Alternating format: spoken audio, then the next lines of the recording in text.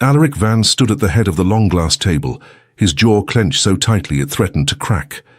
The penthouse boardroom of Vance Global overlooked the city skyline, a glittering testament to his ruthless climb to the absolute top of the financial world. Yet today all that power felt entirely useless. Across the table sat Herr Müller, the titan of a conservative German conglomerate, whose signature was required to secure a merger worth hundreds of millions. The problem was not the numbers or the valuation. The problem was that Alaric's lead interpreter had conveniently fallen severely ill just 10 minutes before the meeting began, a transparent act of sabotage by his corporate rival, Sylvia Croft. Müller and his associates were growing increasingly impatient, conversing with each other in rapid, dismissive German. Alaric understood just enough of the language to know they were preparing to walk away. The room was suffocatingly tense, the silence heavy with impending ruin. Just then, the heavy oak doors of the boardroom swung open. A young woman in a faded denim jacket stepped in, awkwardly clutching a massive stack of insulated food delivery bags. Elara Thorne wiped a bead of sweat from her forehead, completely out of place in the sea of tailored Italian suits and diamond cufflinks. She was just a delivery girl trying to make her rent for the month, entirely unimpressed by the suffocating wealth surrounding her. She carefully placed the food containers on the side table, ignoring the sharp, offended glares of the foreign executives. Herr Müller scoffed, leaning back in his expansive leather chair. He muttered something in German to his colleague, mocking the utter lack of professionalism at Vance Global. He joked loudly that they were about to crush Alaric Vance in the market and buy his ruined company for pennies within a year. Elara paused mid-step. She slowly turned around, looking directly at the imposing German billionaire. In flawless aristocratic German, she corrected his assessment of the Vance assets. She pointed out a critical flaw in his legal logic regarding the European market share, and respectfully but firmly informed him that walking away from this specific deal would cost his own company an unrecoverable fortune. The room fell into absolute, ringing silence. Müller stared at the young woman in the faded jacket, his eyes wide with genuine shock. Alaric froze in his place, his dark gaze locking onto the fiery defiance in Elara's eyes. She had not only understood the incredibly complex corporate terminology, but she had delivered the brutal counter-argument with the effortless poise of a seasoned chief executive. Müller, suddenly breaking the silence with a booming laugh, clapped his hands together. He praised the brilliant eccentricity of Alaric's team, assuming Elara was some sort of genius financial strategist working undercover to test them. Thoroughly charmed and outmaneuvered, he agreed to the terms on the spot. As the men shook hands and filed out of the room, Alaric cornered Elara by the private elevators. He pulled out a thick wad of $100 bills, assuming money was the only language someone in her desperate position understood. He demanded to know exactly who she was and offered to hire her immediately as his personal translator. Elara looked at the money in his hand and then slowly looked up into his cold, calculating eyes. She refused the cash, stating quietly that she only wanted the $12 for the delivery fee, and stepped into the elevator, leaving the billionaire staring in disbelief at the closing doors. But Alaric Vance was not a man who accepted rejection. The very next morning, his sleek black car waited outside her crumbling apartment building in the worst part of town. The merger required months of delicate integration, and Müller had made it explicitly clear that he expected Elara to be highly involved in the transition, captivated by her absolute honesty. Alaric had a proposition for her. It was a strict contract. He needed her for 6 months to pretend to be his executive assistant and public fiancée, to satisfy the traditional family values of the German investors and fend off the media attacks from Sylvia Croft. In exchange, he offered a sum of money that would permanently change her life. Elara stood on the cracked sidewalk, her arms firmly crossed. She refused the designer clothes his assistant tried to hand her. She refused his condescending tone. She told him to his face that his immense wealth could buy a lot of things, but it could never buy her dignity. Yet, there was a fleeting shadow in her eyes, a hidden burden she carried heavily on her narrow shoulders. Her family name, a massive secret she had buried long ago, carried overwhelming debts she desperately needed to clear to protect someone she loved. With a heavy heart and a proud spine, she agreed to his terms, but only under the unbreakable condition that they remained strictly professional, and that she would not be treated like one of his possessions. The transition into his life was jarring. From the damp, noisy streets of her neighborhood to the glittering, silent heights of elite corporate galas, Ilara was suddenly thrust into a world of empty smiles and poisonous whispers. Sylvia Croft watched them like a hawk at every public event, her eyes narrowing with suspicion, sensing that this sudden perfect romance was a fragile lie waiting to be shattered. In the quiet moments between the blinding flashbulbs, the tension between Alaric and Ilara grew into something dangerous.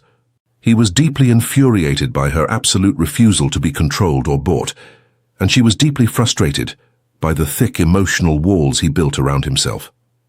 One evening, after a grueling press conference where they had to hold hands and smile for 2 hours, Alaric found her standing alone on the expansive balcony of his penthouse. The city lights reflected beautifully in her dark eyes.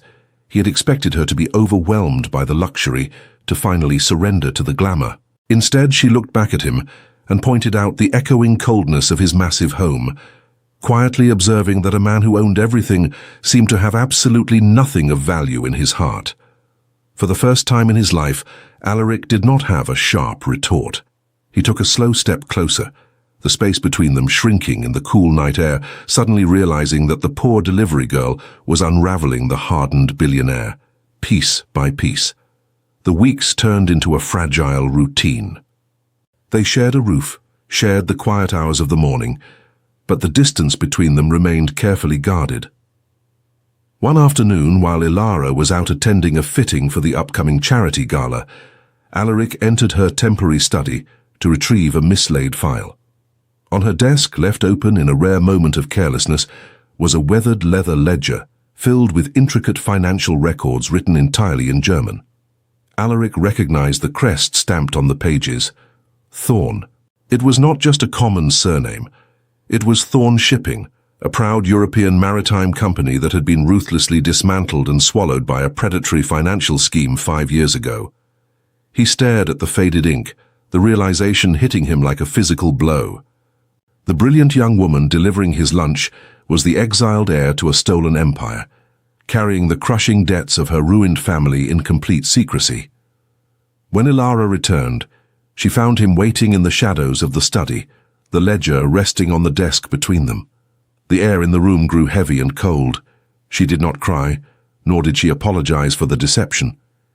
With a voice trembling with raw, suppressed pain, she explained how the collapse had broken her father's heart and left her drowning in legal fees, forcing her to abandon her education and take any job she could find just to keep her younger sister in school. She accused Alaric and his entire circle of wealthy vultures of treating human lives like meaningless numbers on a spreadsheet. Every word was a razor, slicing through the arrogant armor he wore so proudly. For the first time, Alaric saw the devastating human cost of the corporate warfare he championed, and the truth stung far more than any lie she could have told. A suffocating silence fell over the penthouse in the days that followed. They moved around each other like ghosts, the unspoken guilt acting as an impenetrable wall. Ilara retreated into a polite, icy professionalism, fulfilling her contractual duties at dinners and press events without offering him a single genuine smile. The punishment of her silence was agonizing for Alaric. To bridge the terrifying gap, he abandoned his usual tactics of throwing money at the problem. There were no diamond necklaces or grand, empty apologies. Instead, he paid quiet attention. When she woke up early to study, she found a cup of the exact inexpensive black tea she preferred waiting warm on the kitchen counter. When a torrential rainstorm hit the city, she found that he had quietly cancelled $1 million networking dinner simply to sit in the living room, staring at the fire, just to be in the quiet comfort of her presence. He was trying to show her, without words, that he was learning to value the woman, not just the asset. But the fragile peace they were slowly building was brutally interrupted.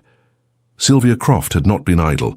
The ruthless rival had hired private investigators to dig into Ilara's sudden miraculous appearance. Through a corrupt clerk at the city registry and a few well-placed bribes, Sylvia uncovered the truth. There was no marriage license, no romantic history, and worse, Ilara was the disgraced daughter of the bankrupt Thorn family. Sylvia cornered Alaric in the private lounge of the National Stock Exchange, her smile dripping with absolute venom. She handed him a thick dossier containing photographs of the fake contract and Ilara in her delivery uniform. Sylvia delivered her ultimatum softly, threatening to leak the entire humiliating truth to the global press and directly to Herr Müller before the sun came up. She demanded Alaric surrender his controlling shares in the upcoming merger, or she would utterly destroy both his entire empire and whatever small piece of dignity Ilara had left to her name. Alaric returned to the penthouse, the weight of the blackmail pressing heavily on his shoulders. He found Ilara reading quietly by the window, and instead of hiding the truth to protect her, he laid the scandalous dossier on the table between them. He offered to walk away from the merger completely, ready to sacrifice his entire empire just to keep her dignity intact. Ilara looked at the photographs of herself in her delivery uniform, her jaw tightening. But instead of fear, a fierce, unbreakable fire ignited in her dark eyes. She told Alaric they would not run, nor would they surrender to a coward in the shadows. The following evening was the grand charity gala, the exact event Sylvia Croft planned to use as her stage for their absolute destruction. The Crystal Ballroom was packed with the global financial elite, including Herr Müller. As Sylvia approached the main podium with a triumphant, venomous smirk, clutching the microphone to deliver her fatal blow, Ilara stepped up directly beside her.